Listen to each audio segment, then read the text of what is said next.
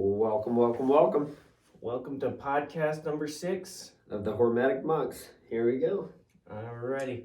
So, start off with the conversation. Yeah, put me on the spot. Jacob would like to talk about Cults. I'll just probably. Are you in a cult? You could be. Could be. You could be. You're looking kind of weird. Exactly. Yeah, it's easy to. Don't drink the Kool-Aid. Don't drink the Kool-Aid. Don't go towards the light. Yeah. Well, so I've fallen for things before. Didn't even realize that I was in a ideology of a cult, not necessarily in it, like not in like going to a physical building or whatever. But I've adopted an ideology before that had cult-like mentalities, like the whole climate change thing, where there's a cult following to the climate change because it makes you feel good, and you think that you're doing positive things, but you're not thinking of, like, I wasn't thinking about it rationally. Like, I thought a lot of things were like, this is the right way to do things and this is the wrong, black and white, and a lot of things are not black and white. One of the examples I've heard fighting like the climate change thing is where they're like not allowing other countries to like have burn fossil fuels, like impoverished nations and stuff. While the United States and like the already like pretty modernized societies are using it, continuing to use it, but they're not allowing other countries to use it. And it's very hypocritical, and also it has the opposite effect. I know it sounds like not very intuitive, but what is like one of the most effective ways to put carbon in the atmosphere is just burning regular firewood, from what my understanding, which makes sense. I mean, what do trees use to grow? It's like, yeah, they have sunlight, but also carbon. That's what makes up the tree. The majority of the tree is carbon. Yeah. So it sucks it up and it contains it. And a lot of these really impoverished nations, it's a double whammy. They're cutting down trees to use that for cooking and heating and stuff like that. So you're reducing trees reduces the amount of oxygen we get, and it absorbs carbon. So counterintuitively, you actually one of the easiest ways, from what I understand, is actually building coal plants, which I don't like. Coal plants. Coal plants are dirty, nasty, whatever, but it's a lesser evil compared to burning wood, and it'll help nations have it'll help other third world countries be able to actually have electricity, cheaper electricity and stuff like that, burning coal, and then they'll stop cutting down the trees as much for firewood. And I believe coal actually emits less carbon than firewood. I believe that's the case. I'd have to look that up, but Sure. I'm going off of a podcast that I listened to a decent minute ago, so the details aren't fresh in my mind. But it's a counterintuitive reasoning. And another one is like nuclear. Well, now I'm going into energy and I'm talking about cults. Anyways, that is an example, a long form example of just blindly following a thought process because it feels good. Right. And in actuality, it's damaging. Right. It's not going things the right way. Right, because you're effective way. Yeah, because you're gonna basically tell people, hey, you can't have a coal plant, right? You can't have a coal plant because of the emissions. Yeah. But meanwhile, they don't have any heat. Mm-hmm. So then they have to cut down trees. Yeah. And it's a worse way to go. Plus, if you gave them a coal plant, it would raise their level of wealth, which may allow them to get onto more sustainable energies like nuclear or one of the other alternatives, solar, wind, or hydro. Hydro. Yeah. I mean, hydro plants are expensive. Nuclear is super expensive. Wind and solar, to be honest, I don't think are really efficient based off of, yeah, I mean, wind turbines, there's massive problems with those. There's also massive problems with solar panels. Like, solar panels only last so long. They take a lot of maintenance and they don't really produce that much electricity. I've heard like ideas that sound intriguing, like if you put them in like the Sahara Desert, like 100 square miles or something like that, could power the world. Yeah, So I think Elon Musk was mentioning that. Yeah. So maybe there's a case to be made there, but we're not even close to that yet. Yeah. And and the wind turbines, they punt birds. Yeah, they punt birds. It's not a good thing. And I guess they drain oil all over the fields, and they're and they're putting them on farmers' lands. Yeah, we were just talking to a friend yesterday about this, and he brought up some points that I hadn't thought about either. And one of them, which is that these wind turbines have hydraulic fluid in them. They have oil in them, and they're leaking all over the ground. Oftentimes when they break down, or just through the process of just being and existing, and that's not good. That's you don't want hydraulic fluid all over the ground, and they're also super noisy. They punt birds. Yeah, I'm kind of humorous about it because I find that mental image kind of funny, but it's horrible for the birds. Like, seriously, it's bad. And we don't need to kill more animals. Yeah, I mean, maybe some deer. If you want to go that route, we just need to get rid of all the cats. They what? That came out of nowhere. I know, it's little cats. If you want to help the future, just get rid of your cats. They kill your cats. They kill billions of animals in the United States every year. Oh, my billions. God. My God. They kill more animals than anything else, I believe. Really? Well, probably not. Farming is really destructive. Well, I mean, but cats are good for like mice. Yeah. Right. But maybe not. Do they get? Do they get a lot of squirrels? They kill more. I forget how many billions of animals they kill every year. Cats? Yeah. That's hilarious. Cats. But what kind of animals? I mean, they have to be small animals. Birds, everything. Birds, squirrels. I'm sure squirrels, bunnies, I'm sure we have. But anyways, that's off topic. It was just funny. In my mind. But So cults. I mean, the thing is like, you just don't want to be. You don't want to be stuck into an ideology based on no facts whatsoever. Yeah. Or jump on a bandwagon that like is gung ho for something, and you don't realize that you're getting sucked into something, and usually it's very subtle. Right. It sounds good. Like, when it sounds really good, it's when you should start getting suspicious. Right. Like, but you're not against the environmental movement per se. I mean, taking care of the earth is never a bad thing. Well, the problem is it's hijacked. So when it's hijacked by interests and stuff like that, why is it encouraged so much? Well, usually because someone's profiting off of it. Yeah. And when it's hijacked, it like the point of the whole thing, it has almost the opposite effect. Because the actual the effective ways of doing things don't end up happening, and you get stupid things like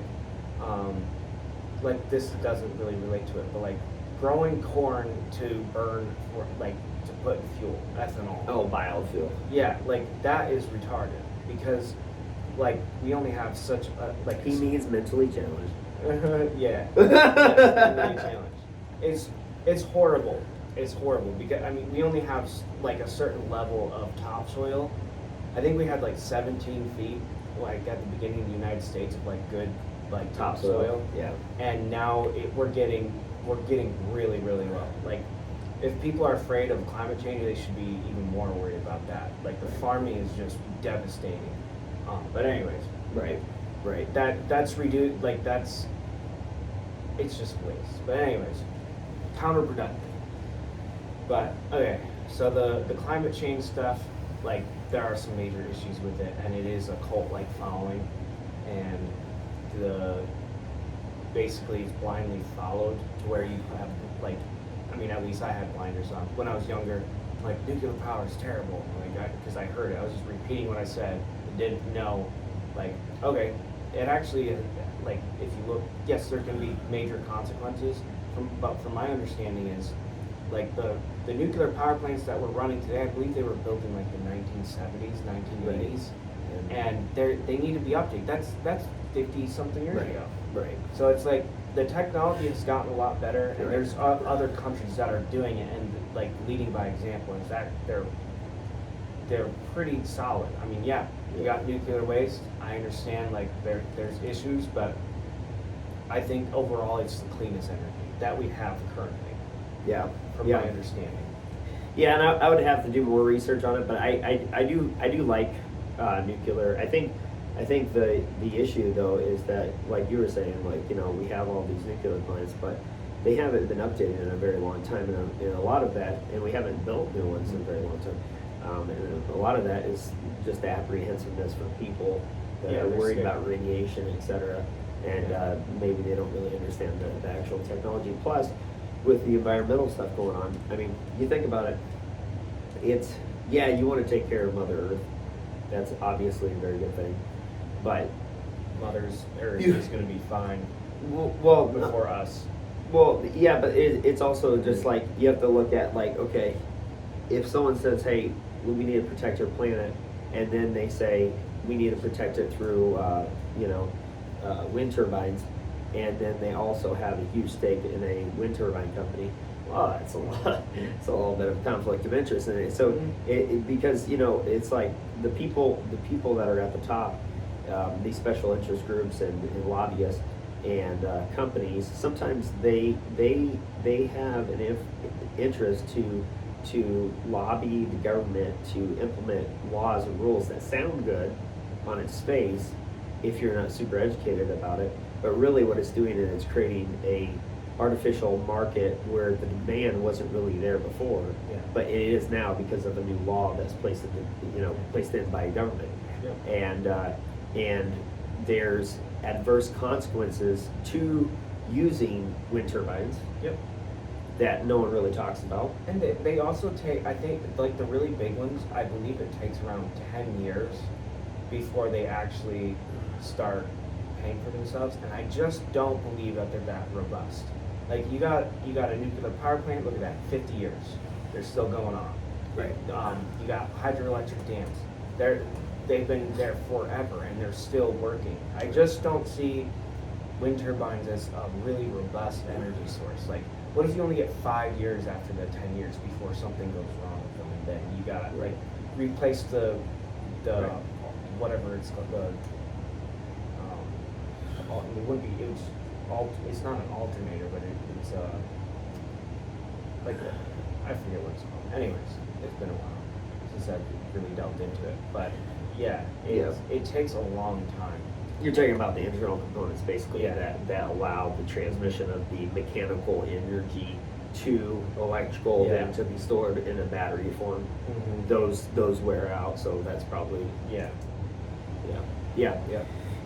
and I mean, that's the thing, and you know, it's definitely it's a thing that we should be aware of, and that's just one example of something that's kind of an occult following.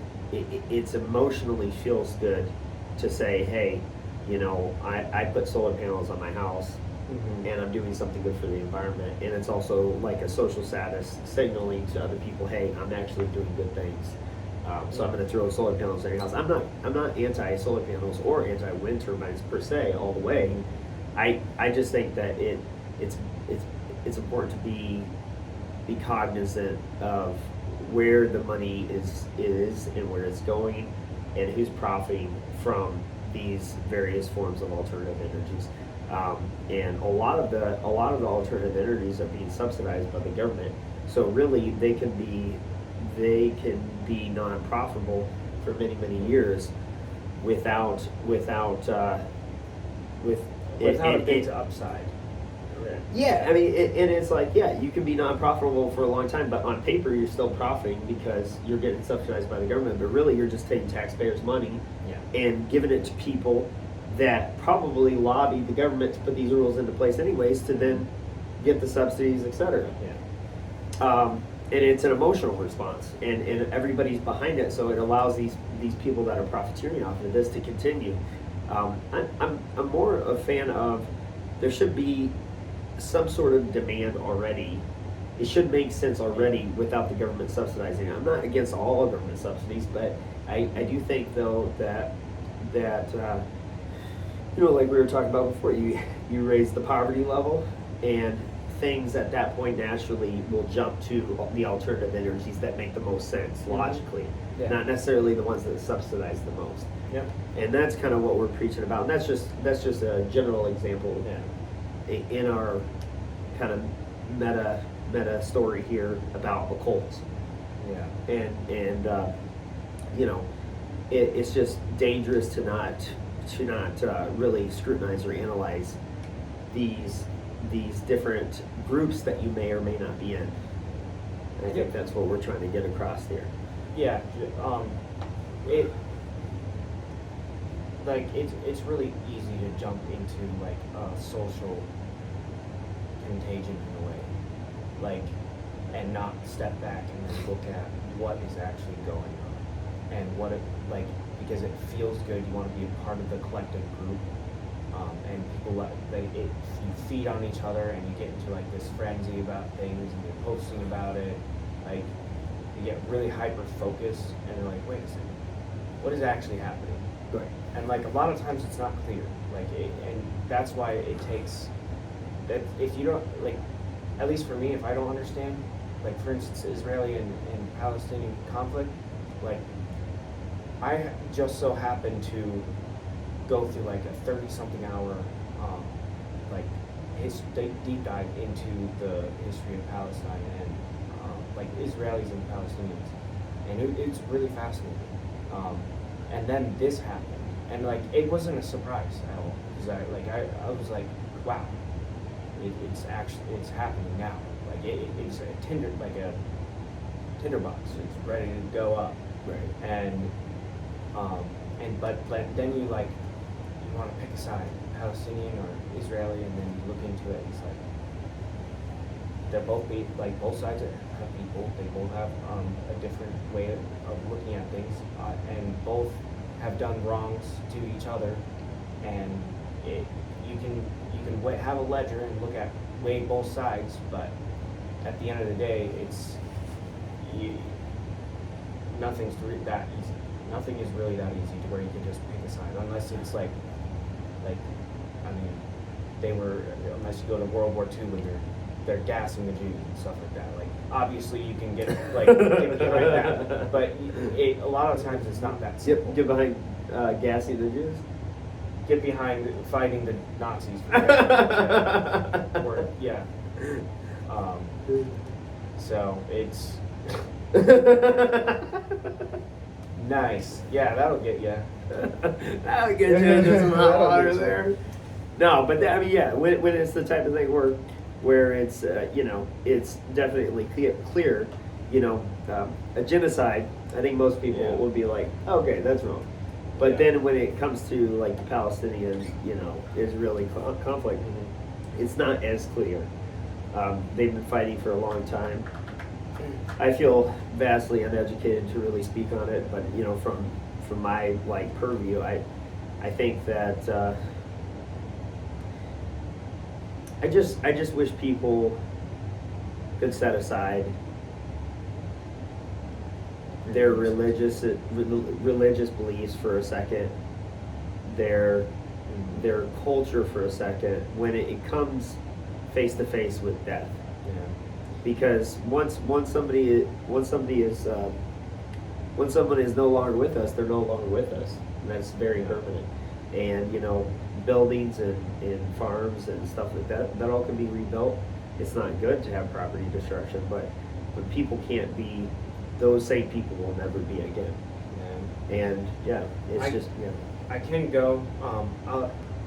I have thought about this a lot, and I've listened to people that have like gone through Afghanistan, and I really like the right thing to do is not always the easiest, and I think that personally the way that the IDF, the Israeli Armed Forces, they Israeli Defense Forces, I believe that they have handled it pretty the way the way to win a population over, like usually when you bombard, like go full on assault like they've done, it has the opposite effect.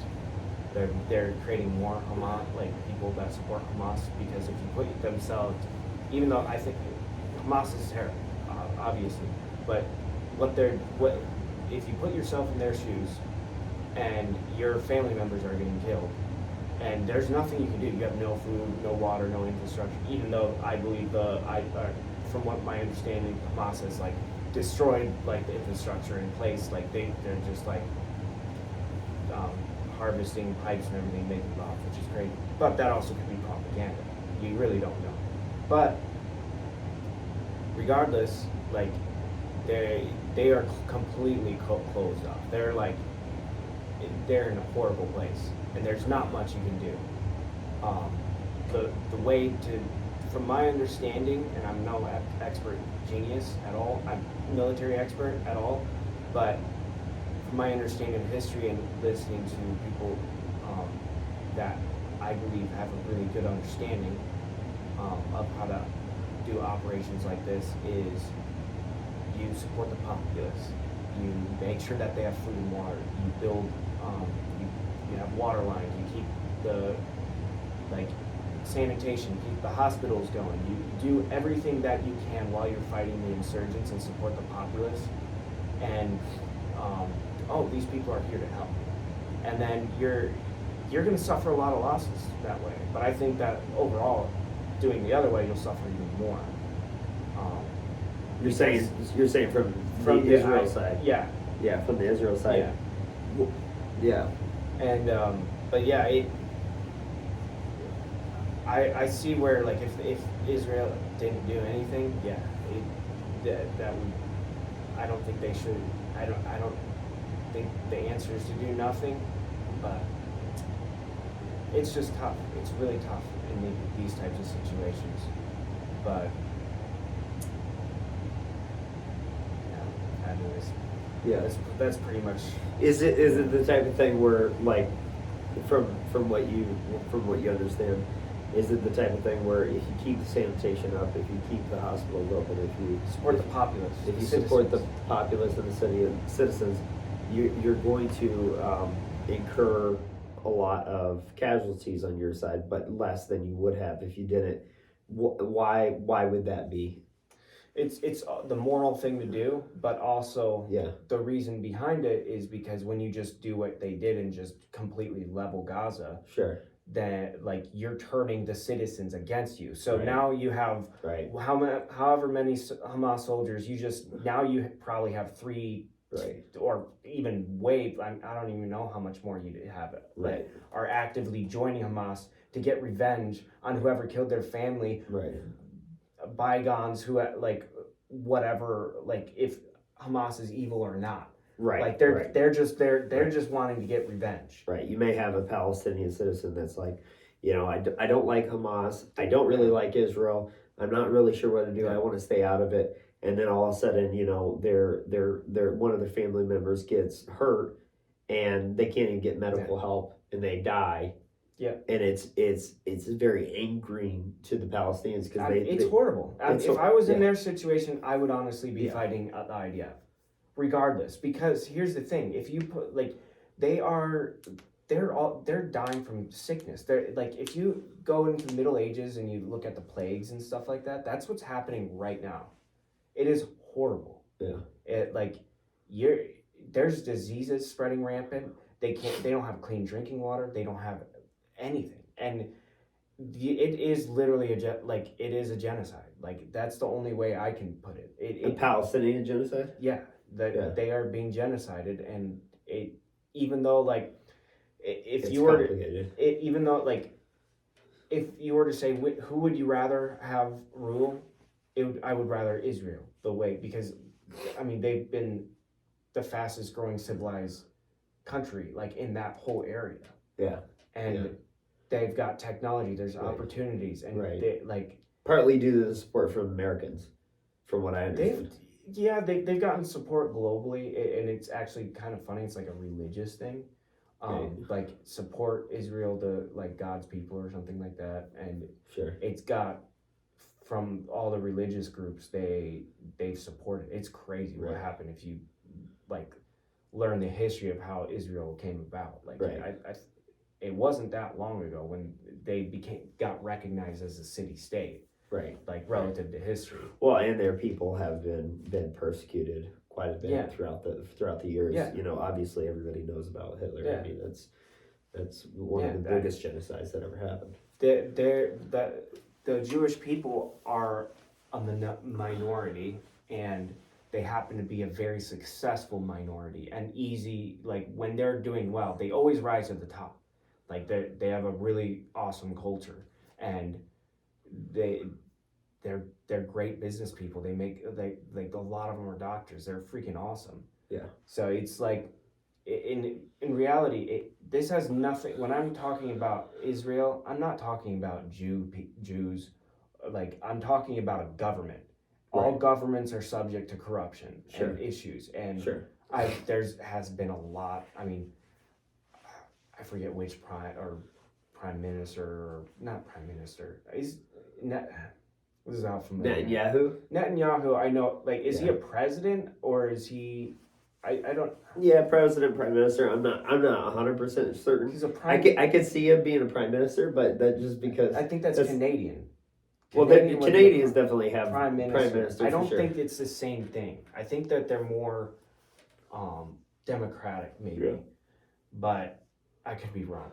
But yeah, one of their leaders was the son of a guy that committed a massive genocide, like a massive. Oh, Netanyahu is? I don't know if it's Netanyahu. Okay. And but wonderful name, by the way, Netanyahu. Netanyahu, yeah. It's wild. I'm pretty proud of myself being able to say it. But yeah. But I mean, there's got to be corruption on the Palestinian side, obviously, right? They have a terrorist organization that is running the country. It is a terrorist organization, and it's used as a proxy to fight Iran's wars. Like Iran's funding Palestine. They're using it as a proxy war, kind of like the United States is using Ukraine as a proxy war. They're in a proxy war. So they're not directly, they're indirectly involved. They're funding it. So the Palestinians are funding Hamas. The Palestinian government is funding Hamas. Iran. Yeah. Iran. I think it's said both ways, actually. Iran. I've heard it, I think, both ways. Iran. Anyway. Sounds like Iran, like Iran. Iran. Yeah. Yeah, Iran. Yeah. Let's go to Iran. There's actually a cool movie that came out on Amazon Prime. It's about like this dude that like destroys like a nuclear facility in Iran. I think it's Iran. That sounds better. Yeah. Anyways, Iran. It was it's an action fictional type of movie, but it was kind of cool. That was cool. Yeah. They had like special forces dudes acting as the Taliban coming in to attack another village to save these people and stuff. Oh no. It was pretty cool. Yeah, so I mean, pretty funny. Yeah. I mean, and why does I mean, from what I understand, the Palestinians, well, I should say specifically Hamas, but probably also a large degree of the Palestinians in general, would like to take over the territories of Israel because, for one, they used to inhabit that area, that used to be their home, right? At one point, and they also, I believe they believe that it's kind of a holy land, isn't it? I know it is on the Israeli part, but The Holy Land is like obviously there's a lot of religious stuff going on, but I mean before the Israeli started um like taking over that area, yeah, like there was actually like Jewish people living there, and they got along just fine with Palestinians, and everything was good. It was a lot of the things that happened were religious motivated, and yeah, it stems. So if you want to get into one of the interesting things where a lot of these terrorist organizations came from is actually the British fault and the Zionist fault, which are they're like an extremist part of Israel. Like they're like Hamas, what Hamas is to Palestine. Yeah, they're pretty much like, from my understanding, they're pretty much, you could categorize them as a terrorist organization or hate group or yeah. I mean, and like you can kind of understand how they formed. Like you kind of can understand how the Hamas their terrorist organization came about. So like the Zionists, like a lot of those people were hardcore religious people, and they got, I mean, a lot of their families got killed during like the Nazi occupation, why can't I say occupation? No, I should have stayed up late. Anyways, they occupied like that part of the world, and anywhere there Jews, they would send them whatever. A lot of their family members got killed, and they got really radicalized, which I can understand that. Yeah. But and they're like full on anything goes. Yeah. We are making the Jewish state happen. Sure. And basically, they came in, and like the British owned or like had control of that area. Sure. And what they did is they would turn other groups against each other, and they wouldn't let like like big gatherings except for in like the mosques and stuff like that. Okay. And it basically, that's where it became a religious fight type of thing, because you had the fighters and everything, the people who wanted to uprise, go into the mosque, and then you created a religious group that is a fighting group, and that's where it became really radicalized. Yeah. That's why you have like church and state separated, because In America. Yeah. Yeah, separation of church and state in America. Yeah. Yes. And they kind of did that on purpose, because they wanted to radicalize these groups and then turn them against each other. That's how the British would do, like that's how they conquered so many different parts of the world. Like, Right, you their empire was destabilize. massive. You sow chaos. You So destabilize. chaos. Yeah. You turn one group against the other group, and they fight with it. Right. And that's what they're doing in the United States. That's Right. the same tactic being used against the United States. Right. But so yeah, that's where all these terrorist organizations really stem from because the Muslim religion actually was relatively like peaceful. Like when it first came about, they were like the nicest.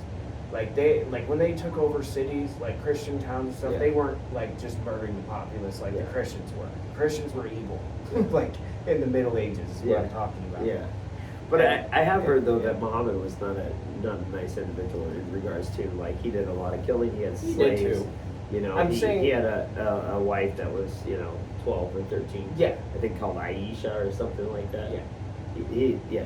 But I'm saying if you look at like the brutality, like The wise, brutality levels. Christians were way more brutal than Sure. the Muslims were at that point. Sure. And then as you progress, from my understanding, they didn't start becoming insanely violent until they were really radicalized. Right.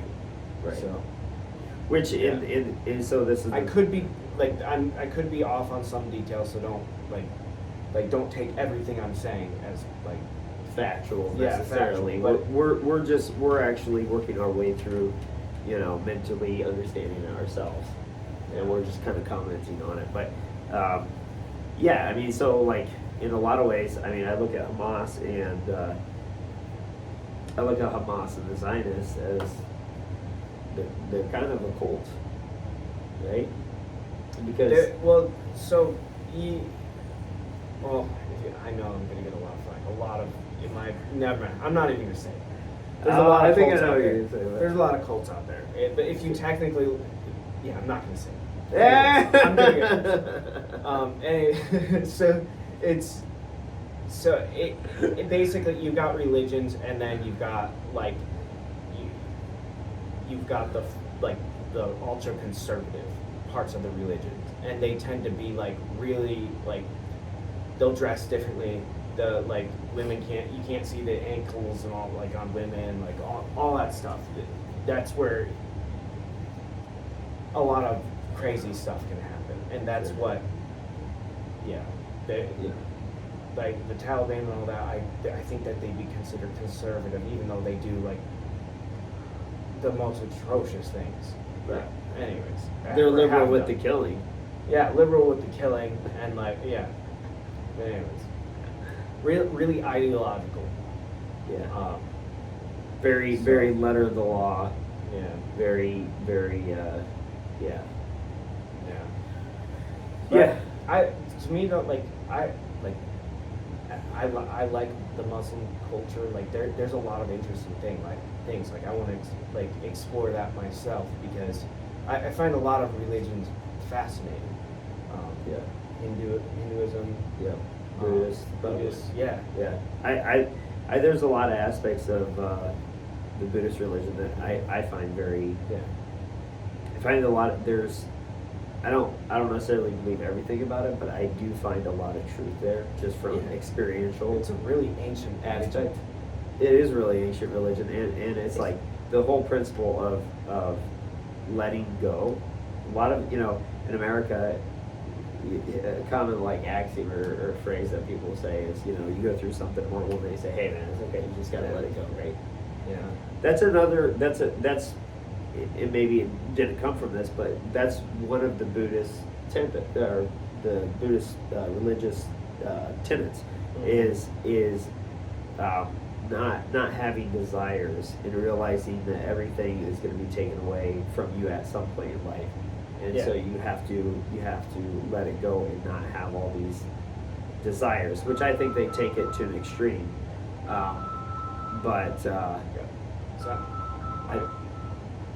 That's your. I think someone's calling me. I'm popular. I'll be right back. Yeah. I've gone. I've been actually really interested in cults, because I find them fascinating, and I know I started off with the whole climate change thing, and I kind of. It has a cult-like following, even though there's not necessarily a person at the head of it. It has cult-like symptoms. It's cultesque. Cultesque, yeah. But I don't know if I'm gonna. Well, yeah. There's many different cults out there, and usually they have a figure or something that people follow, and it's Greta Thunberg. Greta Thunberg. Oh, there you go. That's our leader. Yeah. That's our leader. Oh, it would suck to be that person. Why? Well, I mean, she's wealthy. Yeah. She's made a lot of money from this. I guess if you just care about money, yeah. But what else do you care about? The environment? Yeah. I actually do, but I actually care about effective means of doing it. Absolutely. Yeah. Absolutely. Sorry, I interrupted you with the whole Greta Thunberg thing. Yeah. But so I guess I'll go into Scientology. I just recently listened to a podcast which was really fascinating. I also have been really interested in World War II and Nazis and all that stuff, because people you're a Nazi or whatever, and blatantly saying that stuff to people, and I'm like, you don't know what a Nazi is. You don't know what it is. Like a cult. It is like a cult. Right. As again, when you have certain things you start telling on people, you get a moral. It's your moral duty to tell on other people to the government or to the organization you're with. Yep. It's a tattletale society, and what happens in those societies is you get very evil people that will purposely, just because they don't like you or to grab power, to like spread lies about this person, and they'll get killed or something like that, or shunned, or like get pushed out of a group or something like that. It's a status game, zero-sum status game. Yeah. That's evil, freaking evil. Yeah. And I see that in organizations. Like, I listened to a podcast about this guy that was in Scientology, and this similar stuff was happening. So, like, that is the same thing as Nazis. They did the same thing, and communism that exists. Yeah. That is one of the biggest evils in those organizations. Is when it shuts down. It takes all the power, because you don't have to. It takes all the power out of the civilization, because the government doesn't need to control you. You're controlling yourselves. You're suppressing yourselves, and you're encouraged to tell on other people, Yeah. and they have complete control that way. Yeah. And once that happens, guess what? You're gonna live a sucky life, and that has been a lot of our history. The majority of our history, from what I understand, it's been like that. You're saying world history, or Like our, not world history, but like past, like past governments? Most of the couple government. thousand years. Yeah. Right. And just from an economic perspective, the reason why, and this is just my opinion, but the reason why communism is so bad is because, so the governments, the way that they, I mean, so government, to me, a government, like, and I've kind of got some of these terms from other people, but the way the government works is just like a corporation, right? I actually think that Elon Musk said, you know, the government is just like a corporation, just like any other corporation, except for they have a monopoly on violence. Yes. Right. So the reason, from an economic standpoint, that communism is not good, because this is my definition of communism, and my definition of socialism, and my definition of capitalism. So I'll just lay it out right here, and you know, everybody can have a different opinion or a different definition, but communism, or let's start with capitalism. So capitalism is the people control and own the means of production. So meaning the factories, the businesses, the everything, right? In socialism, the government doesn't own the means of production, but they control the means of production. So they go to you own a business, and they say, we need you to produce 33 light bulbs and 22, cassette players. And you're like, why? Cassette players haven't even been around forever. Like, I should be uploading digital music. And they're like, no, that's what you're gonna do, right? So they control the means of production. Communism is they own the means of production. So private property gets taken away. Most of it is owned by the government, and so this is the problem with that is when you have a government that owns the means of production, you don't have any private property, and You don't own anything, and you'll be happy. 2030, coming to you soon, 2030. So you don't own anything, and the problem with not owning anything is just like what it means under a capitalist society.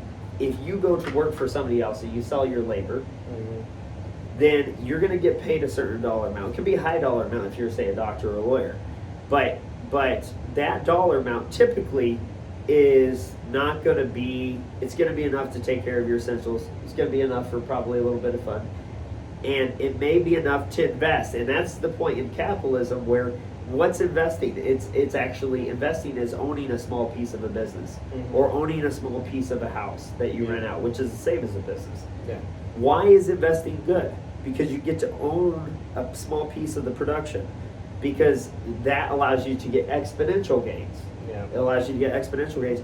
If you're constantly trading your time and your labor for dollars, what does that mean? That means when you get sick, if you get hurt, if you want to take a vacation, if you retire, you're no longer earning any money.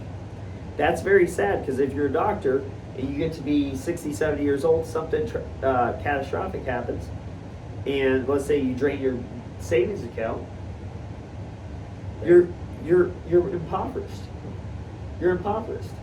So you need to own a piece of the production so you can get that exponential gain, and that's why in America, in a capitalistic society, everybody, at least in the financial world, preaches investing.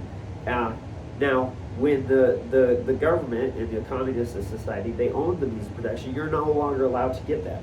And the only way to acquire wealth, is to move up a hierarchy. To move up the hierarchy in the government. Because if the government owns everything, then really it's just one big business. The whole country is one big business. Now, to move up in a communist society, it's actually very status based. Yep, status based, not value based. The Not more value. the more valuable you are, Yeah. the harder you work, the more you're shunned. You're working too hard, and that's literally. I know it sounds crazy. Yeah. You'd think that would be the opposite. Well, because you're making other people look bad. Yeah, you're making other people look bad, and it's all about everyone. It's Right. not about you. You Right. are not important. It's the group that's important. Right. And the thing is too, with the government owning and controlling everything, governments don't produce anything. No, they're a big parasite, pretty much. Pretty much. Except for they offer. They're supposed to offer protection. Right. They're supposed to offer protection. Right. Yeah. But they don't actually produce anything. The government is the way the government is profitable is they take it, and our government is not profitable. No government right now is profitable, I don't think. Maybe Switzerland, there may be a few edge cases, but by and large most governments are in debt. No, they're just making the weapons manufacturing companies really, really rich. Right. And guess who gets the so they're selling all these arms to the government. The debt keeps on going up and up and up. Yep. And those companies are getting rich. So Right. it's and maybe I guess so when the United States hands over weapons, I guess it's not really handing it over. From what I'm understanding, they're giving them as loans. So the United States actually is getting paid by countries to pay back for the armaments that they've been given as debt. Oh. Yeah. Oh, so wait, what are you saying? So the U.S. government, they sell these weapons in a sense to like Ukraine, all this stuff. They're not just giving it to them. Right. Ukraine is going to be in debt. So you can see also why they have a vested interest in kind of wanting this the government doesn't really care. I mean they want a return on investment, I guess. I don't think so. It's a control. The weapons manufacturing companies make a profit regardless if the war is won or not. Right. So if you enter in a war that's going to be lost, let's say Russia takes over Ukraine, Right. that money's never going to come back to the United States. It is gone forever, I believe. Right. Unless Ukraine wins that war. unless But they don't care about that because the companies the lobbyists who are for the weapons manufacturing companies don't care because they're not going to get they're already paid from the government. well they're paid from the government, and also it's like as long as they get to sell their products, it may not help America necessarily, No, but it'll it help helps that them. company. It helps them in that They'll company. be fine if the United States crashes. Right. Because they're an armament. They're Right. selling weapons. And the best way to do it actually is if you're and I'm just thinking as a Bond villain here almost, but best way to do it is to own a couple different weapons manufacturers in a couple different parts of the world, and then what you do is you sell weapons to Russia and you sell weapons to Ukraine, and then you're incentivized to actually not let either one win, but just have them continuously fight for as long as possible. Yeah. Because then you can make as much money as possible. Profiteering. Yeah, exactly. Profiteering. Um, That's how some of the richest people in the world have been made, is profiteering. Yep. People that have sold weapons to both sides. It's messed up. Yep. Yep. But kind of going back to the whole communism and the different types of governments. Yeah, the government doesn't make anything, and the other problem is like when you don't own anything, then you don't get that exponential gain, but you're also not incentivized to work any harder. Actually, you're de-incentivized to work harder, and the economy goes to crap. And you're de-incentivized to be creative, and you're de-incentivized to be inventive, because what's the purpose of creating a better system or inventing a better system or a better product or its profit? But if you don't own anything, you no matter how inventive and creative and hardworking you are, you're going to be paid the same as the next guy that you work with, especially in a communistic society. And that's the really dangerous part about communism. Is it actually discourages GDP or production, and so then you have a set amount of produce or production, and it's probably not going to grow. It's probably going to shrink. Imagine COVID worse by like 10. Like way worse. Imagine a perpetual COVID, man, and it has happened in history. You can go in history and look at the people that are the countries that have tried communism. It doesn't work. China is not a strictly communist country. They actually have a lot of capitalism, except for the government controls. They really do control all the businesses, but they do let a certain amount of capitalism. So they're not strictly capitalist. Right, and that's strictly communist. Right, and that's actually another misunderstanding. No country is all communism or all capitalism or all socialism. It's usually some sort of mix. And I'm not actually. I think it's okay to have a little bit of socialism in a country. I think it's actually okay. But it needs to be very, very minor, because as the level of benefits to people, say Social Security or welfare, etc., as that climbs, the usually what happens is that climbs and the country actually starts tipping, because there's more entitlements that need to be paid out than there is actually revenue coming into the system in the government. So if you can limit the number of entitlements or welfare, or increase the revenue to the government, then you can kind of balance things, and it's okay, and it can float along. But ideally, I think you should have. I think it's okay to have some nets for people, but back in the day when America first started, you know what? I mean, Social Security is supposed to be a net to catch people, right? You mess up, you didn't save, you didn't invest, you didn't do any of this stuff. Social Security is going to give you the bare minimum necessary to survive when you're older in age. But the thing is back when America first started, you know what happened to people that got older and they didn't have anything or anybody, enough money to take care of themselves? People stepped in, they helped. Their family helped. Not in all cases, but in most cases. They would go live with a family member, or they would get a position as being a nanny or something like that. And I think it actually, when there's welfare in a system, and it's easy for us then to go, oh, you see a homeless man on the street? Well, the government needs to take care of him. No, why don't you take care of him? You know what I'm saying? I think it makes it to where the culture is not as knitted together. We're not close anymore, because we sit there and we go, the government needs to take. You know what I'm saying? And I've got something. Go for it.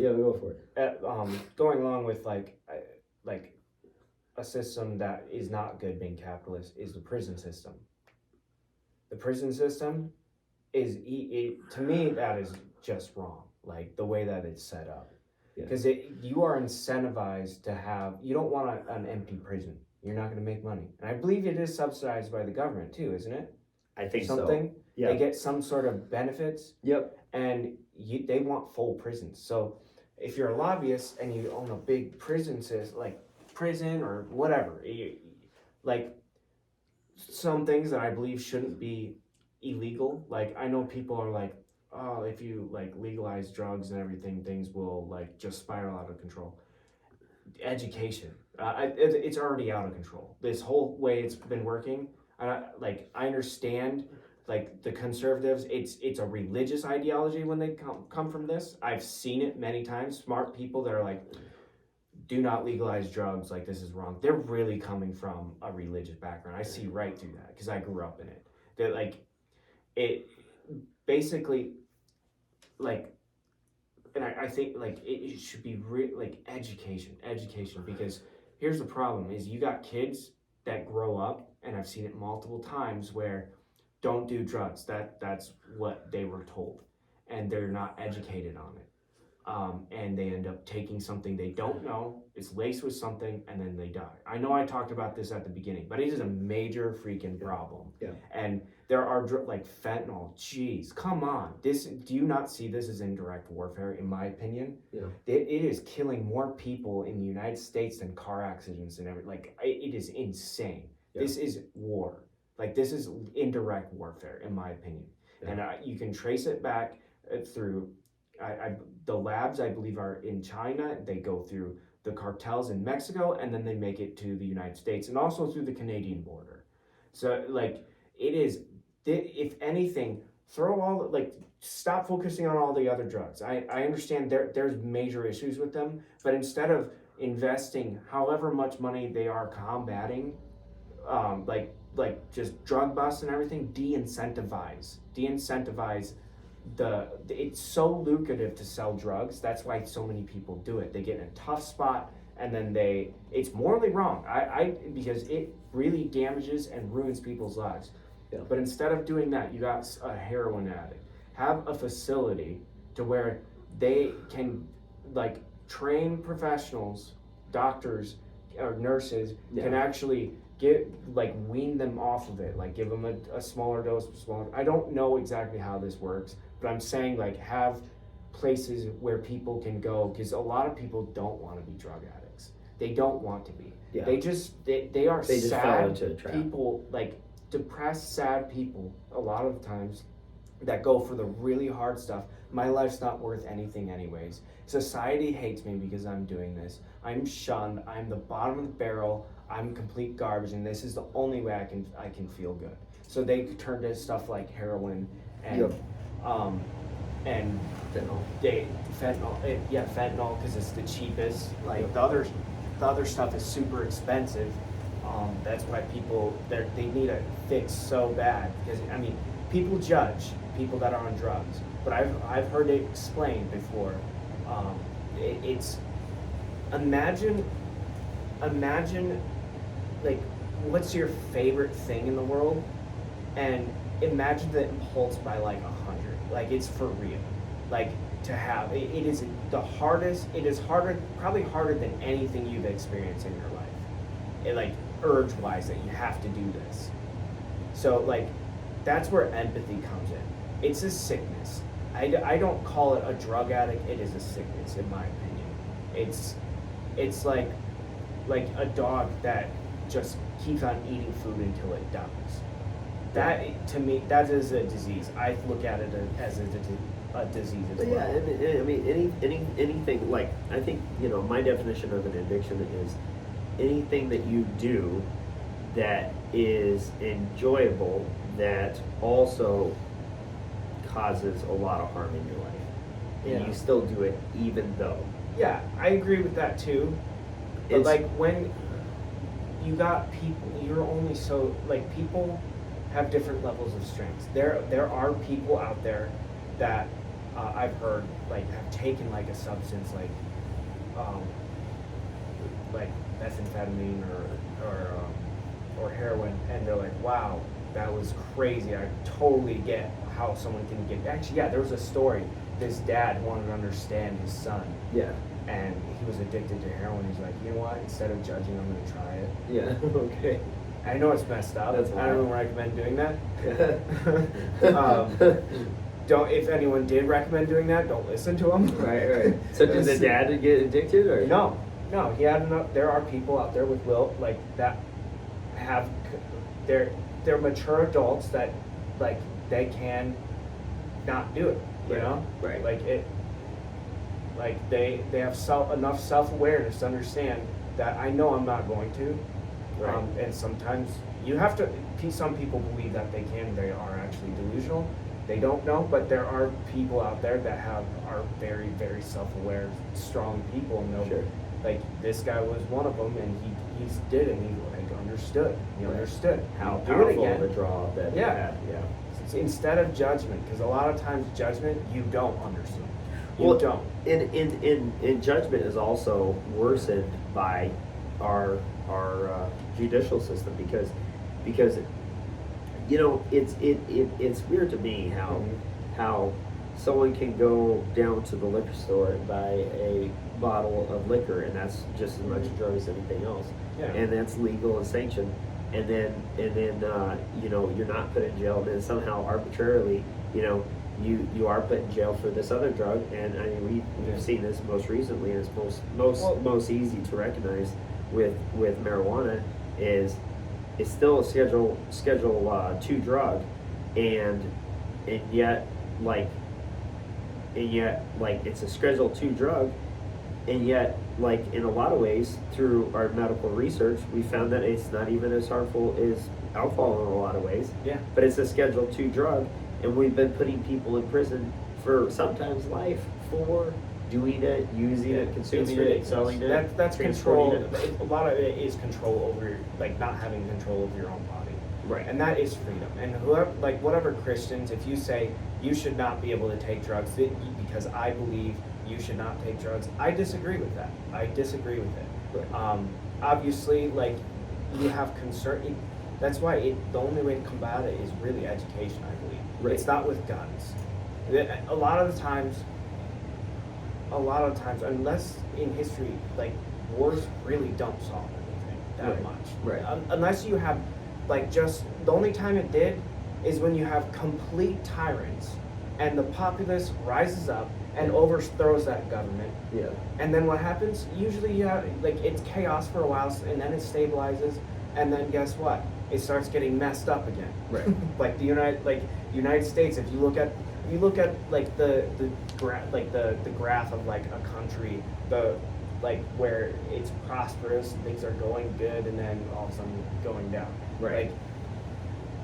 Yep. And then also that's another thing is okay, so you take a drug addict that is say addicted to marijuana, say in a state that it hasn't been legalized in yet, and this individual is addicted to marijuana.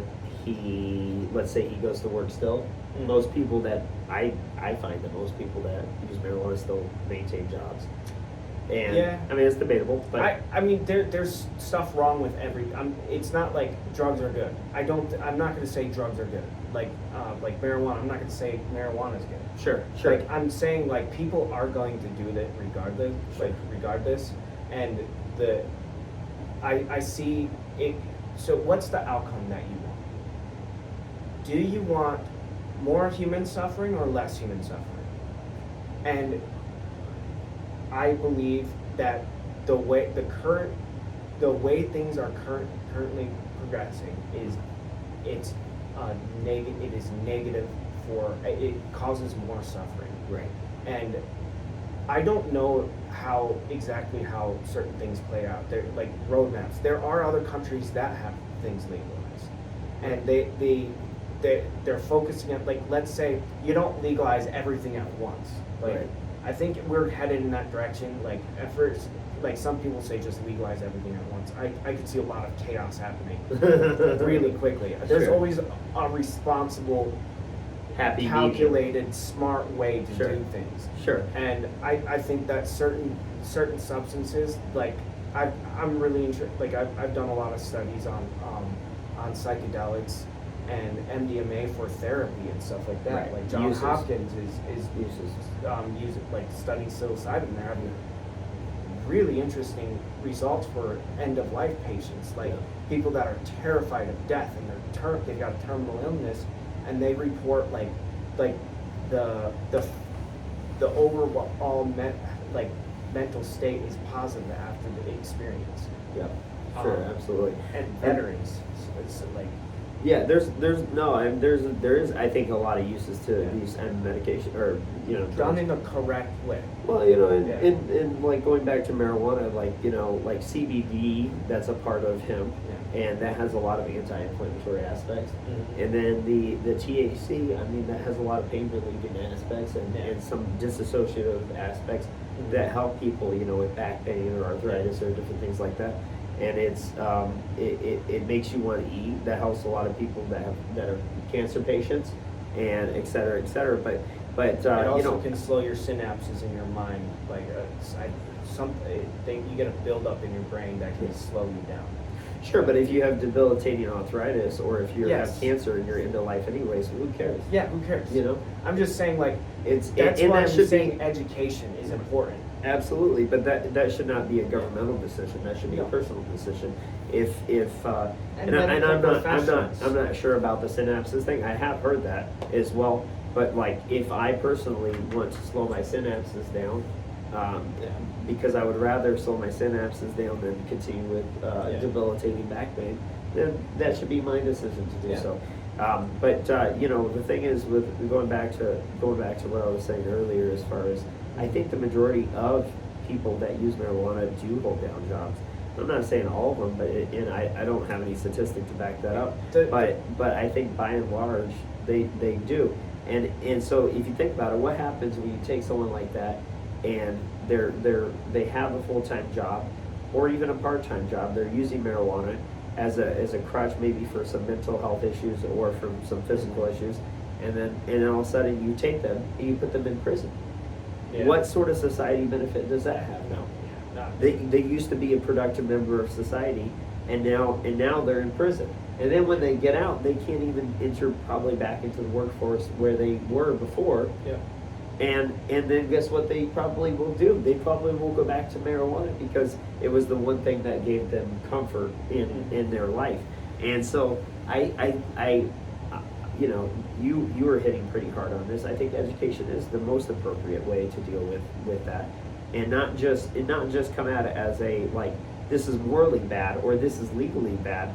This is not a simple black or white thing. No. This is multifaceted, and people should be able to choose. And you know, the other thing is like, okay, like let's say you take a drug that, I mean, why is the government incentivized for putting people in prison in the first place? Well, incentivized to put people in prison, it is to make more money, or for the prison systems to make more money. It's a capitalist organization. So, right, you're saying the privatized. Yeah, the privatized, they're incentivized, they're lobbyists, they don't want these things legalized because that puts less people in prison, and they make less money. Right. But another thing is, where a lot of the drugs and stuff come, like a lot of the history, actually, like the Catholic Church actually had a massive impact on that, on laws, like in the early days of the United States. It's a religious thing, actually. Right. That is why a lot of the drugs, it's not a science based, it's religious based. Right. Where all this legalization and fear, there's a lot of fear. So maybe we have a little intermingling of church and state here, because you know, it seems to me that like drugs are not like, if what the other thing, if you separate that out and you look at government, right? Mm-hmm. What is government's main purpose, right? If you're a citizen, right, and if you're a group of citizens, they're supposed to make laws to protect the people. Well, protect the people, but also to promote productivity, right? Yeah. Promote productivity. Yeah, it's funny because when my brain's like, no, they don't do that. Right, exactly. They don't do that. Exactly, but that is the role of government. Why else would you even have a government if that's the case? It's to protect citizens from other domestic citizens that would then hurt them, and then also foreign individuals. I think laws are important, and I used to be like not very safety conscious and everything like that, and then like I've seen so many like almost major accidents in place. It's because like when I was younger, I was delusional. I didn't recognize danger really.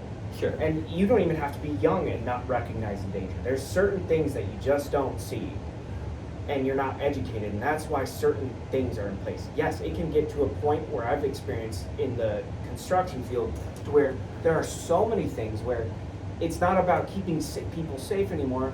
Then you've got the safety guy that is a power trip dude that just likes power to be able to tell other people what to do, and makes the job even less safe, because guess what? Now I'm angry. Your IQ drops. I forget how many points when you're angry. Oh yeah. Your IQ points drop. Right.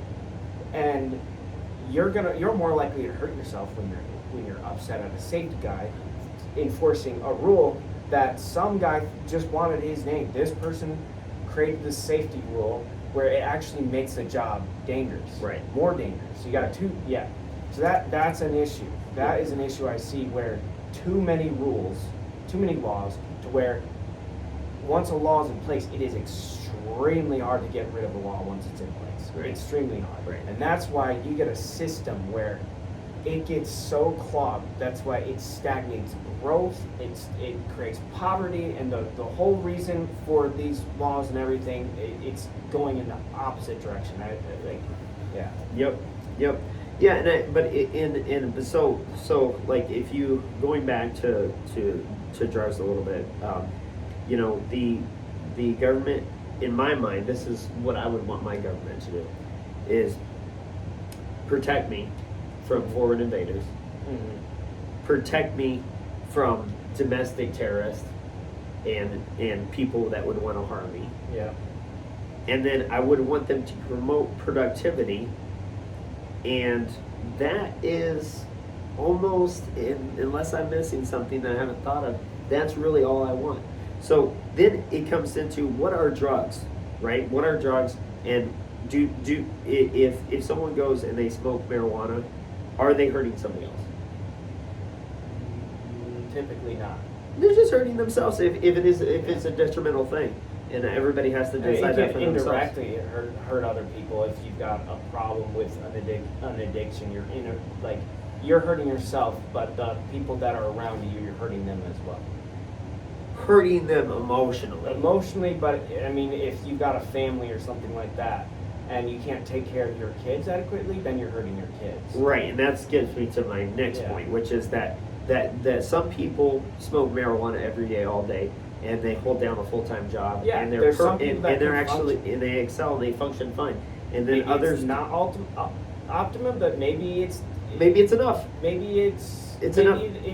I've heard some cases where like creativity, like artists and stuff, it actually boosts. That's one thing. Sure. Just because it's negative for one person doesn't mean it's negative for another person. Right. And just because it's positive for one person, there are people that if they smoke marijuana, it can cause major issues, health issues.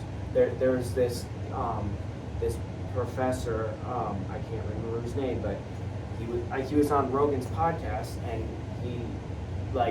there was this other guy. He had two people on, and both of them I believe that marijuana shouldn't be illegal, but one of them was like, everyone should smoke marijuana, and it's like, no, no, it's. Yeah, you don't need everybody to be on, but the thing is like at a job, right? There's a standard, right? Yeah. I mean, if you don't meet the standard, typically at a good company, you either come up to the standard or you go to somewhere else where you do meet the standard, right? So regardless of whether you're on a drug or not on a drug, if you meet the standard, I feel like you should be allowed to be employed. And depending. So I actually I've worked I'm probably not gonna smoke marijuana until I'm retired. Sure. Because the type of work I'm doing doesn't allow it. Sure. And I've heard people complain about it and stuff like that, but if it affects the way that you can react to a situation, sure, then you need to be at optimum. Sure. Like truck driving, like flying aircraft. Sure. I'm wanting to pursue get my commercial pilot's license at some point. Yeah. At least that's my goal. You never know what can happen, but I completely agree that you should not smoke marijuana, because anything that can threaten the lives of you and yourself by doing it, like you're doing an action, don't do it. Don't do it. It's not worth it at all. And if it delays the time, that it's a very selfish thing to do. And I think that's a definite exception to the rule in my mind, where but if you're let's say you're serving coffee, I don't think that's super critical. If you're getting orders and you're doing everything right and you're giving people coffee, who cares? Who really cares? If you're a little slow, some people are a little slow anyways. Or maybe and even even with these industries that is super critical that you have a good sound mind, a sober mind and body, and your reaction time is as optimal as possible. There are some people that would smoke marijuana that would fly a plane better than people. The other pilot that didn't. It's true. But the reason why I think the reason why you have that law or rule in place is because by and large that's not going to be the case. And also, even the person that could do that maybe better than the next pilot while he's intoxicated, he still would be better off. He would still perform better. Himself if he wasn't on that. Exactly. So but the thing is going back to the whole government thing, promoting productivity. That's what one of the things that I want my government to. And I think that's one of the, if you ask people, well, why are drugs illegal, or these certain drugs illegal, because alcohol is a drug and it's not illegal. Why are these illegal? And they would say because it hurts the productivity of the country. They're worried about having a mass pandemic of, or not mass pandemic. They're worried about having a situation where a large group of the population becomes addicted to drugs, therefore reduce productivity, therefore reduce revenue and taxes. And the thing is though, I think that the majority of people that are, say, specifically with marijuana, that use marijuana, they're not hurting a lot of I was just no, like that. A lot of painters and stuff that they smoke marijuana, and they're one of some. I mean, the amount of work that they get done is insane. In a way, like some fields, I see productivity go up. They're just zoned out. Power through, in their zone. Oh yeah, because you don't need a higher level cognition to paint a wall. And so you're able to just kind of, something that would be probably boring becomes actually maybe okay or fun. They're just zoned out. They're in a happy place, just listening to music or a podcast or something like that. Exactly. It's not as miserable. Like a lot of those activities can be miserable. But anyways. Yeah, absolutely. So then it really should be looked at on the basis of productivity to the country. So to me, it's not productive to take citizenry that have no record and that are employed, put them in prison, and then afterwards they don't really have any options for jobs, and they're in a miserable state, and they have no way to go from poverty to actually having any substantial wealth because of a mistake they made back here. And so it's negatively affecting. And another reason why a lot of these drugs are illegal is because they actually work for certain things. Right. Like depression medication, from my understanding, has a net negative. I've met tons of people who are taking medications and they're like, my goal is to get off of this. Right. I just want to get off of this. Sure. And is that profitable for the pharmaceutical companies? Absolutely not. Right. And who do you think is who would be one of the biggest, who benefits the most by having all these illegal? The pharmaceutical companies. Because then you can right. Like if you have extreme pain, you can medicate yourself with certain things, which you want to have a doctor, but a doctor can like they're doing ketamine therapy in Florida and with doctors and stuff like that. And I've heard positive things. I've also heard negative things. Right. But that's where the science needs to be done. Just like they're like, well, there's something negative happening. Well, look at how many like side effects that are like, oh, this is normal with the pharmaceutical drugs. It's normal because it's legal. Right. But like some of this stuff, you're like, what in the world? Like you can look at some of these other drugs and they have way less symptoms, like illegal drugs that. Right. Yeah. Right, and that's the funny thing is, and that's the hypocritical part of that about it is the government does allow anxiety medication, depression medication, all these other medications. Even outside of that, they allow it, and so it ends up being that a lot of people are on drugs already. Yeah. They're just on the legal drugs that the pharmaceutical companies benefit from. Yeah. And the other thing is pharmaceutical companies don't benefit. They cannot profit from marijuana in the way they can their patented, original recipe drug that they can't patent it. So if you can't patent something, then you can't really make money from it as much. Exactly. And so then it's like you see the corruption in the system, and I think that that's another just like the environmental movement. That's one of those things where it's kind of a it's kind of a something that sounds emotionally good. Yeah. That is more nuanced. Yeah. It's more nuanced. And people really, I think, need to look at that and pay attention to that more. So yeah, another thing that comes to my mind is like people are afraid of, like, oh, if it's legal, everyone's gonna just do it and be crazy. Okay, right. So I've got an example for you. So let's say you've got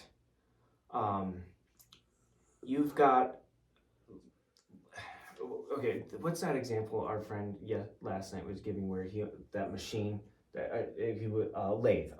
Yeah. He was using a lathe. Yep. And he had his hand like around it, and on the guy training was like, don't do that again, and let me show you why.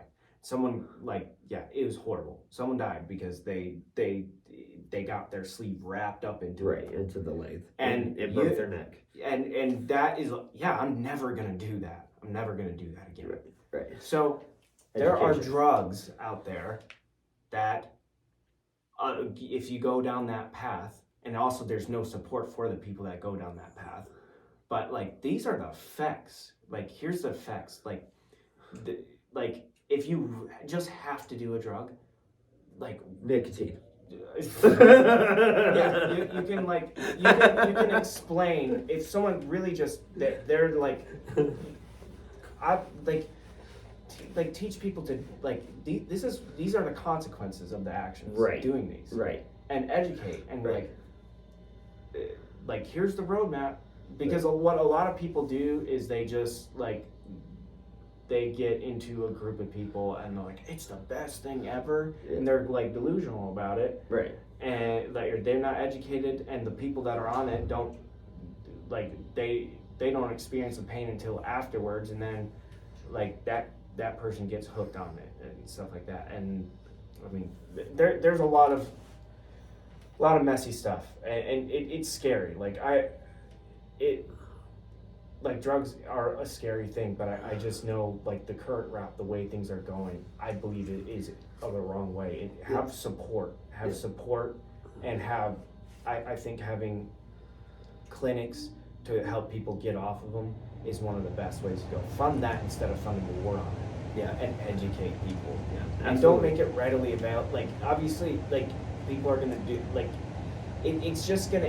it'll take away a lot of crime too, because then you don't have the drug dealers and stuff who are gonna make you can go buy it at the pharmacy, and they're regulated.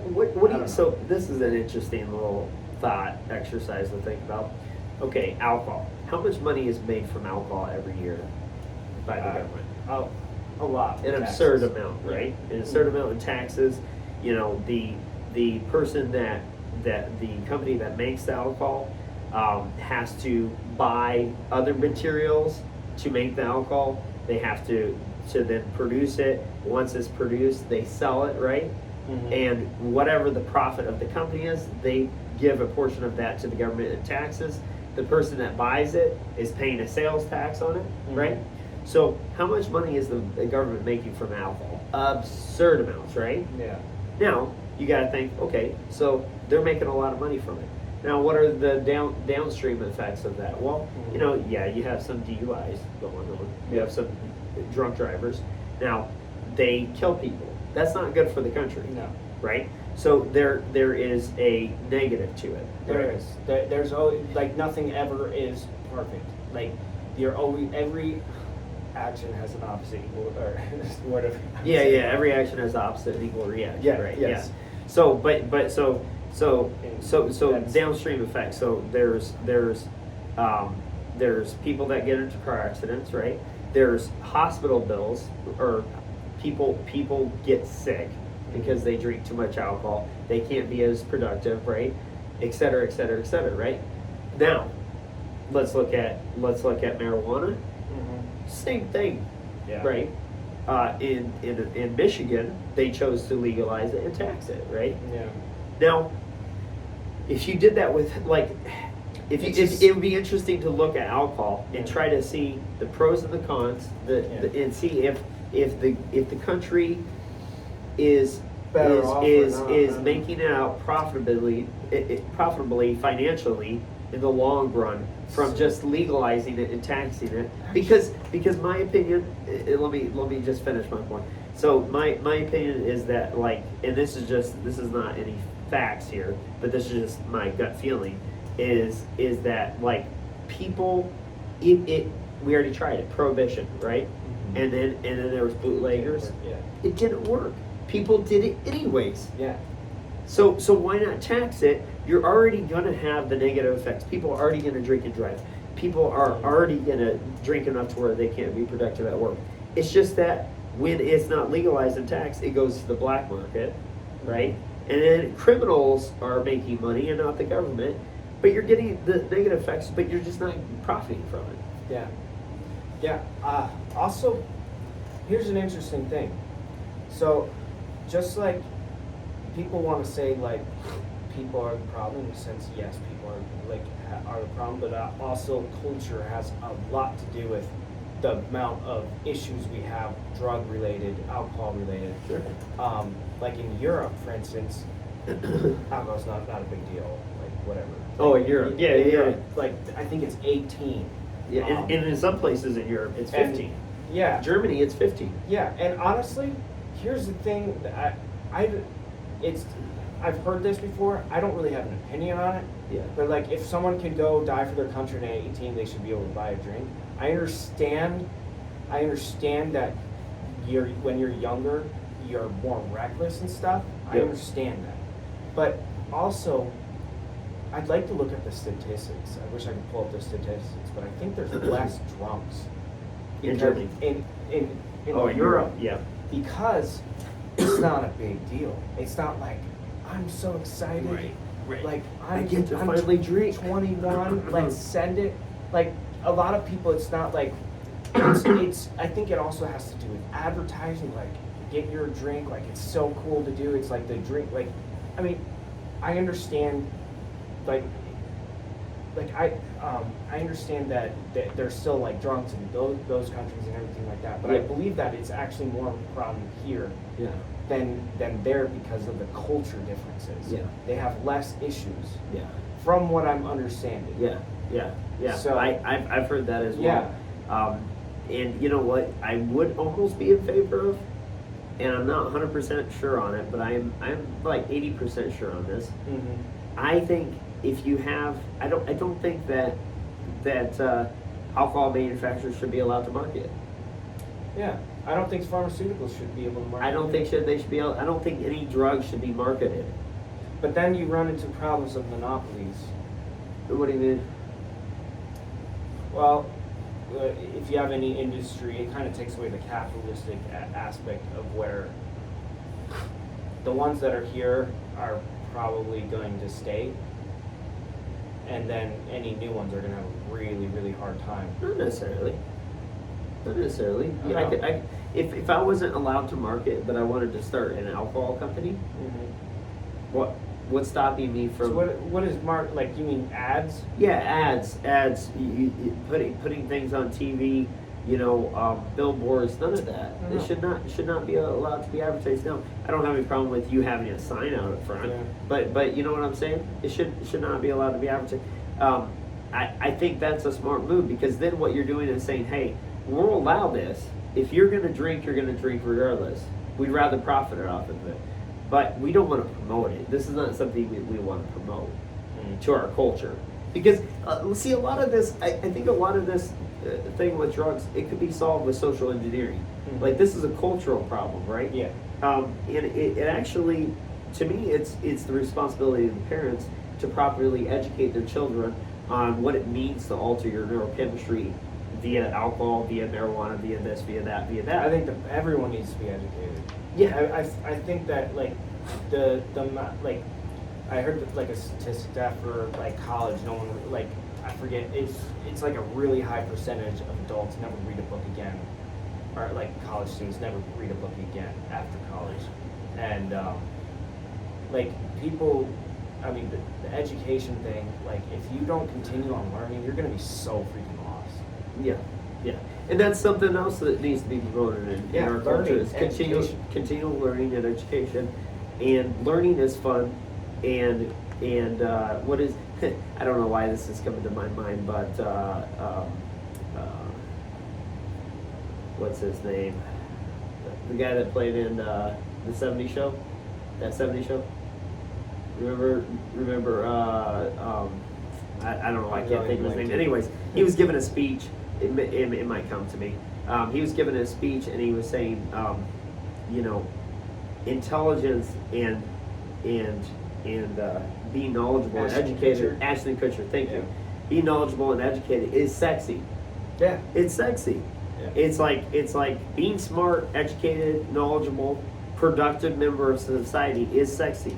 Yeah. Being somebody that just and that's the problem with drugs a lot of times is it makes it to where you can't be productive. It makes it to where you can't be smart. It makes it to where you can't be educated because you're rotting your brain. Yeah. And when you rot your brain, you can't help other people as much.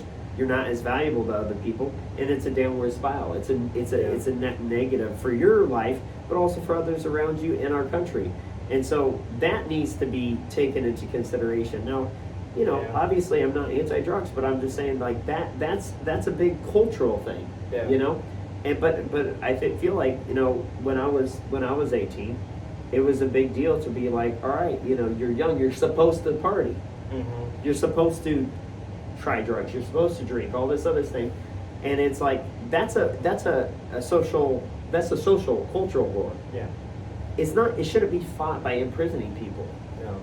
And that's my. I don't think violent crime should be imprisoned. I just think it's so funny that like at 21, like a lot of kids turn 21 in college, and then they're like, yeah, and so like the time where they're supposed to be like doubling down and like really learning, they're like finally I can drink, and then they're just full send like partying through college, and a lot of people end up like.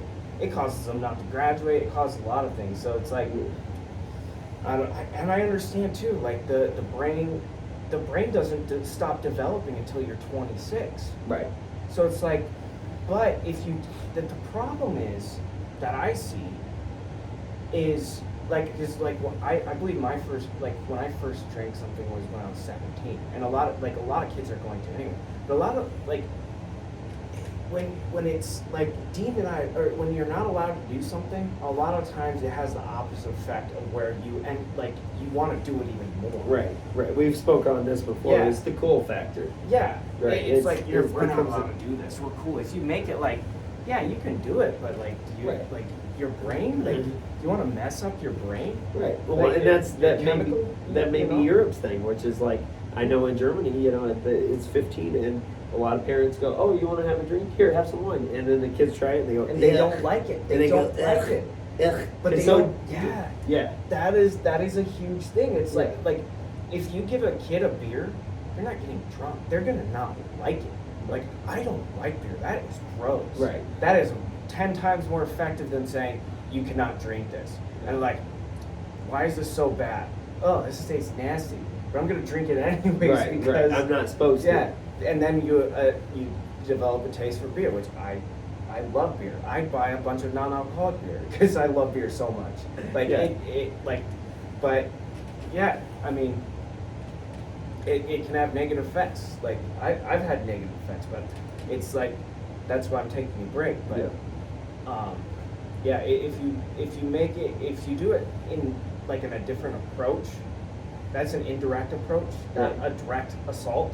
Right. Direct assaults in warfare don't work, and I think it applies in a lot of situations. Indirect approach is a lot better than I'm just going to tell you what I think, and that's it. And then you can take it or leave it. Right. How does that end up? Not very well. Humans are freaking interesting creatures. yeah, definitely. And I think you know we this is. If you've made it this far in the conversation so far, you know, we might have strayed a little bit from the occult thinking, but you know what? Or talking about occults, but really it is because it's falling into these traps. An occult can be an ideological trap, and there's many ideological traps. And, Yes. And you can see it. You can see it in our government. You can see it in our culture. You can see it in the young people and the old people. And you don't want to get into the occult mindset, the dogma mindset, where you've heard something and you repeat it and you really don't know why. You really haven't looked at it further. You really don't look into the details of it. You don't look at the nuance, and it's just black or white. Do not drink. Yeah. Period. There's no possible reason for drinking. And then don't do drugs. Or, don't do drugs. Or you have to party. Yeah. You have to party. It's only white. You have to party. Yeah. So, the reason why I'm like the whole thing is like, I think don't do drugs. Drugs kill or something like that. Like you just leave it as a blatant statement. You think that's gonna work. That is like one of the I'm sorry, whoever came up with that killed a lot of people. You got a lot of blood on your hands because that kids don't know. Kids don't know because they're not educated by whoever came up with that stupidity. And I've had personal friends that have died from drugs, that I went to high school with. yep. And it is a horrible tragedy. It's not effective. Yep. And I'm not for drugs because I'm not like someone that's like, go do drugs. No, I don't think someone should just go do drugs. I think that you should have the freedom, but you should be educated. Yeah. And like, I'm not gonna be like, you just can't tell people just like don't do it because a lot of times it just makes people want to do it more. Right. And Yeah. Could I have a Zippix? Zippix? Yeah. While we're talking about drugs, Yeah. get a little bit of nicotine. Yeah. Thanks, sir. And by the way, I don't I know I'm vaping. Like if you Filthy animal. well no, I mean I'm serious though, it is one of the most addictive things. Like it is out of everything, it's like the hardest thing to quit. I wish I never started. I would agree with that. But I mean yeah, I've stopped I think Tuesday it's gonna be a 5 weeks 5 since weeks. I've been just taking a break from drinking, and I noticed I tried to quit this for 2-3 days, and I was craving, and it was making me crave something, and I was thinking about alcohol, wanting to drink alcohol, and I'm this might be a little bit too much. Yeah, and just you wiggling at your hands like that, my brain's give me that now. Give me that now. Yeah, I need that now. This is also really interesting. The whole vape thing that came about, it actually came out with good intentions. They Juul, they're we're gonna take over the tobacco industry, and guess what? They popularized vapes even more. Now more people are vaping than there were people smoking before. Right. So they thought they were doing good, but they actually made it worse. It's and these things have a lot of chemicals. It is not healthy. I do not I do not support it, even though I do it. Right. My understanding is that at some point you're looking to drop that as well. Yeah. Yeah. We'll see. No, I mean that's he's no, we're gonna do this forever. Yeah. It's I don't ignore things. I used to smoke for a little bit too, and I had you get that phlegm. It's nasty. Yeah. It smells bad. Yeah, it smells. I felt a lot more negative effects, but there are a lot of chemicals, and you don't know the long-term consequences. So there is a risk, a massive risk doing this. Yeah. I don't recommend if you haven't done nicotine or use nicotine, don't start because it is really addictive. I mean, to me, caffeine is the same way. To me, caffeine actually feels worse than nicotine, though. Yeah, chew nicotine gum or use Zippix. Nicotine gum is crazy expensive. This out of everything, and this is not sponsored. I'm just kidding. But no, these when I was at trucking school, there's this guy who smoked cigarette for 40 years. Yeah. And he got off of it using these, and then he whittled down just to to like toothpicks without nicotine because it's kind of like an oral fixation type of thing. Yeah. And for me, it's like I don't even really get anything from hitting the vape except for like a craving in the morning. Right. I like it's weird. It's like the action. It's like habitual. Once you do something so many times, you miss that action. Right. Almost like people are nostalgic about smoking a cigarette or something like that. So. It's not like cigarettes don't even have that much nicotine, which is crazy. Like they put 50 milligrams of caffeine in or 50, 5.5, or I think these are 5.0, but I think it stands for 50 milligrams, and these are like 3 milligrams, or so these two, so these are 20 milligrams or 20 altogether. I think so they call it 5% nicotine. 5%. And then they call this 2% nicotine, but I believe it's 20% nicotine and then 15% milligrams. 15 milligrams. Yeah. Okay. Or 50 milligrams. I'm all confused. Yeah. Yeah, I had a dyslexic moment. So 5% nicotine equals 50 milligrams. Oh, okay. 2% equals 20 milligrams. I believe. Gotcha. I could be wrong. Okay. Something like that. Cool. What do you think? You want to wrap this one up? Yeah, probably wrap this one up. All right. I mean, I'll probably, if you guys have any comments and everything, like, this is just exploring ideas. I'm seeing where there's harm, and like I've just seen the way things work. It is always scary, because I mean, there's always going to be negative consequences. Like, it's not like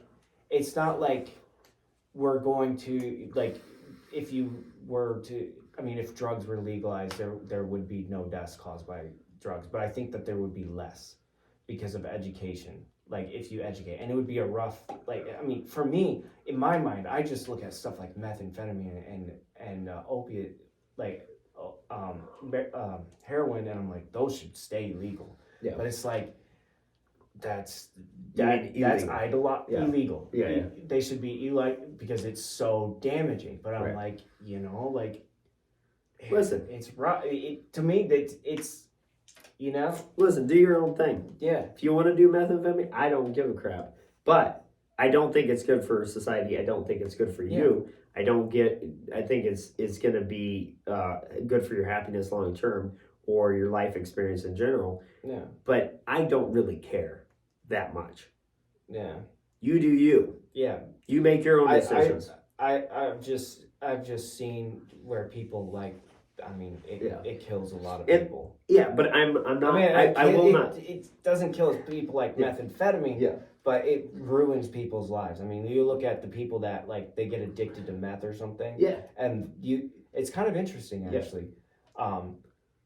The pure meth. Yeah. Actually, it does. Actually, it does ruin your teeth. But the when people get really, really messed up is when they start trying to make that stuff themselves, and then they're not chemists, and then that's where you get shit. They get stuff going bad. Yeah, they also blow up occasionally, from what I've heard. Yeah. So if you want to blow up, no. If you want to get wrapped up into a lathe, go do those drugs. Go do those. If you want to be metaphorically wrapped up in a lathe and your neck snapped, then go do that. But the thing is I think I don't want people to look at this and say, oh, I'm going to do nicotine. I don't really want that, but at the same time, I don't really care. Yeah, that's your life. I'm not going to be. I don't have any. I don't recommend it. Yeah, I don't recommend it, but I don't have any burden placed on me to sucks. think that I'm going to influence you in some way. If you can't think for yourself, then I'm probably not going to be the first or the last person to influence you to do something stupid. Yeah. And nicotine also has benefits, by the way. Yeah, supposedly, but I do want to say, I'll the negative things about this. I've noticed, if you run, you're out of breath faster. Yeah. And it's freaking expensive. Yeah. This right here, you can at a cheap place it's $22. I've spent $26 and this will last like 5 days. Yeah, it's still cheaper than cigarettes and stuff like that. Sure, because unless you share it all the time. Just kidding. But yeah, why would you do that? Why would you do that? What a nice guy. But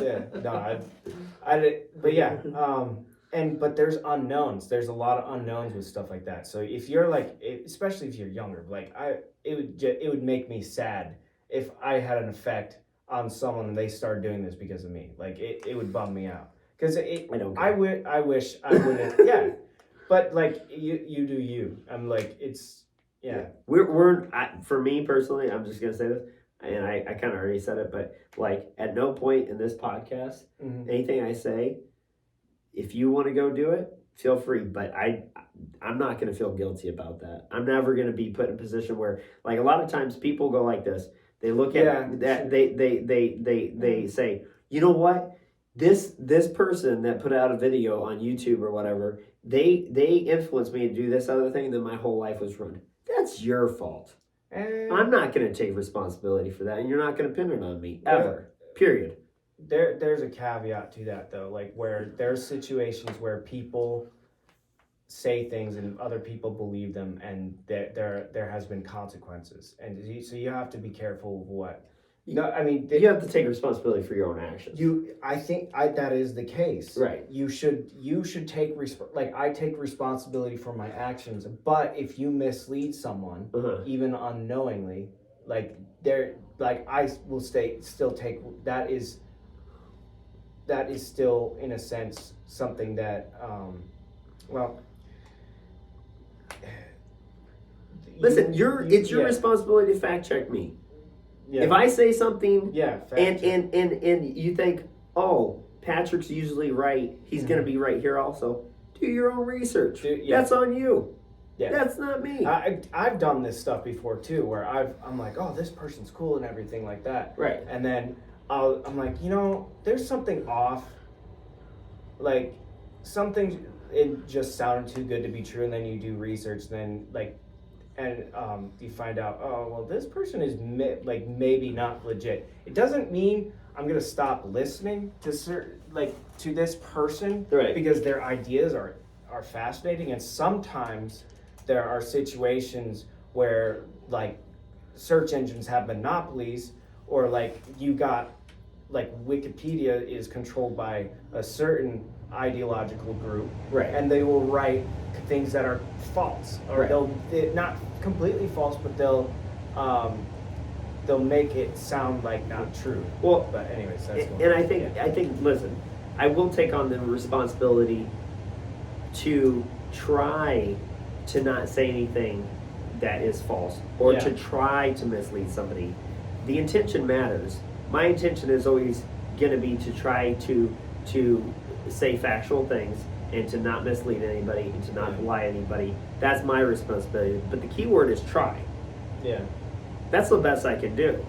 It's your responsibility on your side to then look up the facts and make your own determination. Yeah, that's my opinion. Yep. Yeah. So, don't come after me. Don't sue me, bro. Yeah. Well, I think me, Kevin says that. Sorry. Go ahead. Don't sue me, bro. I consider I've heard humanist a lot, and that's actually a term that I haven't really thought about and contemplated. But I like humans. I think humans are cool. Obviously, there's humans that don't have good intentions, but I think humans are amazing. I think that what we have done as a species is incredible, like really, really incredible. Yeah. And I want humans to succeed. I don't want us to go down a path where people are going through misery and chaos. Right. Like, yeah. Well, I was just saying.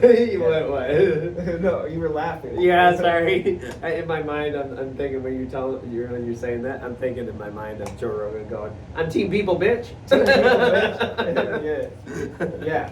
I am team people. I think humans are awesome. I think culture, I'm. Every time I look into a culture, I'm always fascinated by it. Every time I look into a religion, I'm fascinated by it. I'm just fascinated by people, but I'm also I learn and look at the pitfalls, and I don't want to go into a pitfall. that is personally why I don't identify with religions.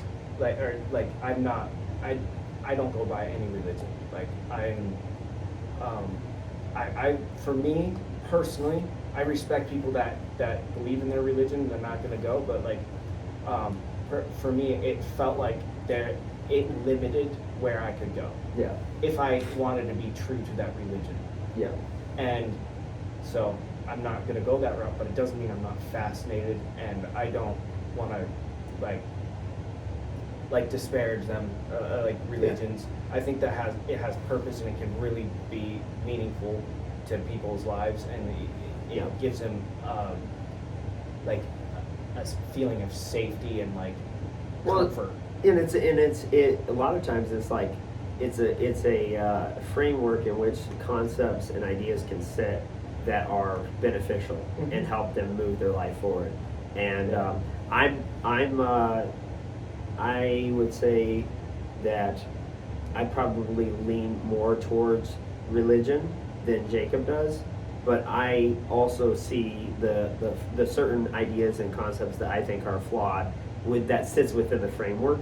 But that's a topic for another day, I guess. Religion, without religion, in a lot, or like that, I like civilization would be way less likely to have happened.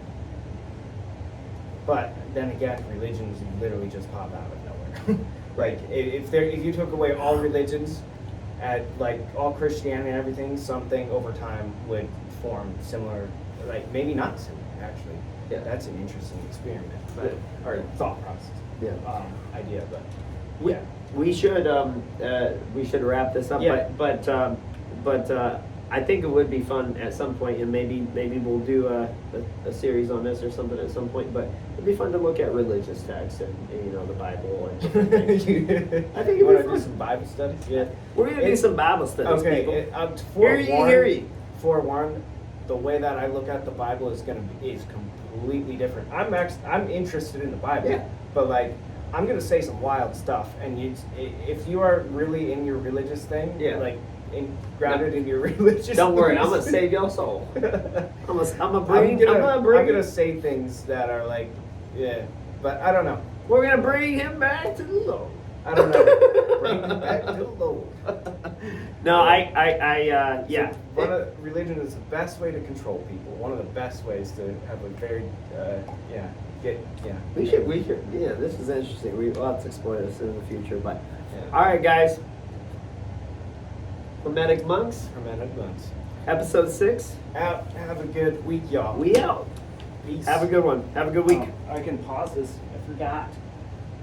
Pause. Play. Peace. Peace. Still going. Out.